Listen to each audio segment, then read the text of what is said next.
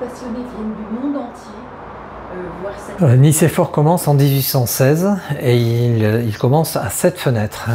Et cette poignée même de la fenêtre, c'est celle qu'il ouvre et qu'il ferme en 1816. On est vraiment dans les éléments d'époque. Son appartement, etc. Mais aussi toute la correspondance de Niepce et Daguerre. Alors, donc, au départ, Niepce, je vais peut-être commencer par là. Niepce prend une plaque de... Il y aura du zinc, il y aura du cuivre, il y aura de l'argent. Il fait un mélange d'essence de lavande et de bitume de Judée. Une fois que c'est mélangé, il peint la plaque.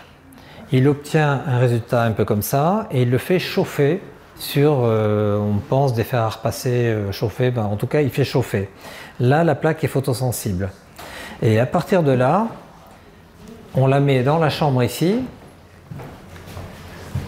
on la coince dans la chambre et on ferme l'arrière et on peut faire la photo.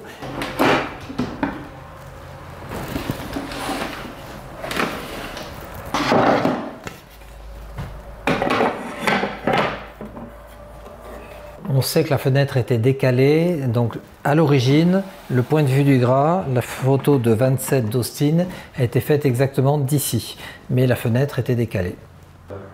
Est-ce qu'il y avait une volonté artistique ou pas? Non, c'était, ils cherchaient à fixer une image et Ils étaient convaincus que le mouvement, comme quel est le mot juste, c'est pas... Et après, nous, on est habitués à voir des carrés ou des rectangles au bon vouloir des scientifiques, mais c'est des ronds, donc lui, il appelle ça des rétines après.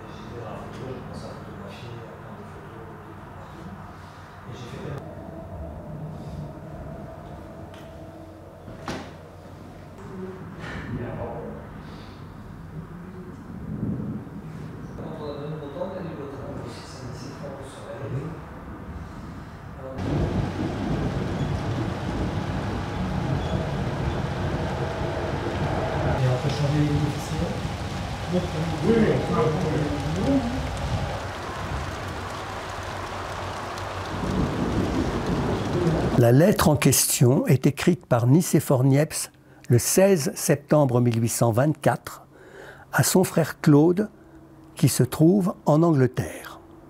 Depuis ma dernière lettre, j'ai été un peu contrarié par le mauvais temps. Malgré cela, j'ai la satisfaction de pouvoir t'annoncer enfin qu'à l'aide du perfectionnement de mes procédés, je suis parvenu à obtenir un point de vue tel que je pouvais le désirer et que je n'osais guère pourtant m'en flatter parce que jusqu'ici, je n'avais eu que des résultats fort incomplets. Ce point de vue a été pris de ta chambre du côté du Gras et je me suis servi à cet effet de ma plus grande chambre obscure et de ma plus grande pierre.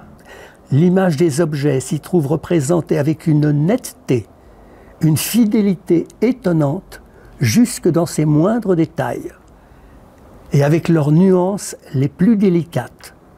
Comme cette contre-épreuve n'est presque pas colorée, on ne peut bien juger de l'effet qu'en regardant la pierre obliquement. C'est alors qu'il devient sensible à l'œil, à l'aide des ombres et des reflets de lumière. Et cet effet, je puis le dire, mon cher ami, a vraiment quelque chose de magique. Comme ça. Et donc j'avais décidé d'ouvrir la fenêtre. Donc je suis arrivé à la veille avec force. Je vois rien ici. Et il avait des mains qui faisaient le triple des miennes. Il est allé direct à la fenêtre que je vis. Depuis 4-5 ans, j'arrive à les attraper avec un verre. Tu as eu, comme moi, la première idée de cette découverte à laquelle nous avons travaillé ensemble à Cagliari. Elle doit donc paraître sous ton nom comme sous le mien et être utilisée en commun. C'est cette quête dans...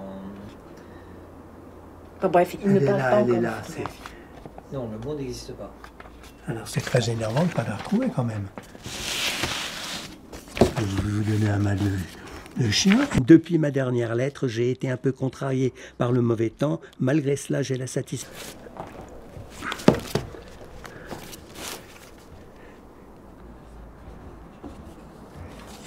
La lettre du 16 mai. Et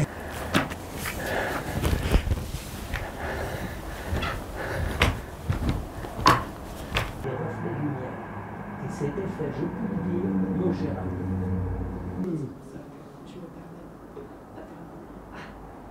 C'est adorable. On pourra le faire dans le Je cabinet veux- du grenier pour le coup. Très bien. Je vole au secours de gens. C'est lié.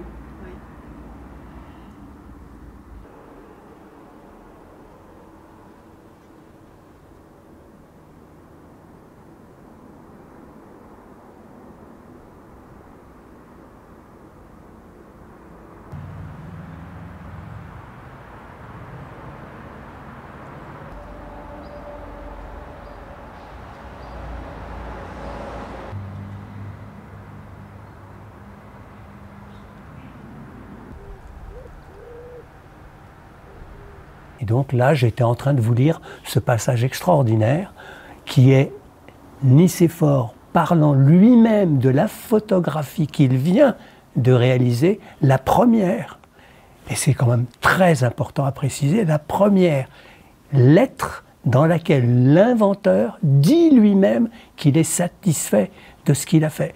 Oui, mais à partir du moment où c'est l'inventeur et qu'il décrit très précisément le procédé, qu'il décrit ce qu'il obtient, il l'envoie à son frère en Angleterre qui lui répond une lettre en disant que ça lui fait plaisir de voir la maison qu'il n'a pas vue depuis une dizaine d'années et donc elle est bien fixée, c'est la définition de l'invention de la photo, ben, ça vaut autant que la photo.